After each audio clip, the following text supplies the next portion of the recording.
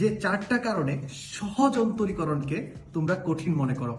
চলো কারণগুলো শিখাই দিই, আর এই কারণগুলো শিখলে তুমিও হয়ে যাবে অন্তরীকরণের প্রো। চলো দেখে নিই। প্রথম সমস্যাটা হচ্ছে ট্রাইগোনোমেট্রির সূত্র। ভাই, তোমরা ট্রাইগোনোমেট্রির সূত্র রেগুলার প্র্যাকটিস করতে হবে, প্রতি সপ্তাহে একবার লিখতে হবে, যেই পর্যন্ত তোমরা ফার্স্ট ইয়ার শেষ না করো, এটা বাধ্যতামূলক। 2 নাম্বার প্রবলেমটা হচ্ছে তোমরা লিমিটে অনেক বেশি সময় নষ্ট করে দাও। লিমিটে কিন্তু অনেক টাইপের অঙ্ক আছে, অনেক রকমের অঙ্ক আছে, যেগুলো করতে অনেক সময় লাগে, এইখানে এনার্জি লস হয়। 3 নাম্বার, ডিফারেন্সিয়েশনের ফর্মুলা, ট্রাইগোনোমেট্রি ফর্মুলার মতো ডিফারেন্সিয়েশনের ফর্মুলাও রেগুলার বেসিসে পড়তে হবে। 4 নাম্বার পয়েন্টে যাওয়ার আগে সবাই একটু ভালো করে খেয়াল করো, কমেন্টে কিন্তু অন্তরীকরণের সৃজনশীলের সকল ভিডিও দেওয়া আছে, একটা ভিডিও যাতে মিস না যায়, একদম ক্লিয়ার হয়ে যাবে তোমার সকল কনসেপ্ট।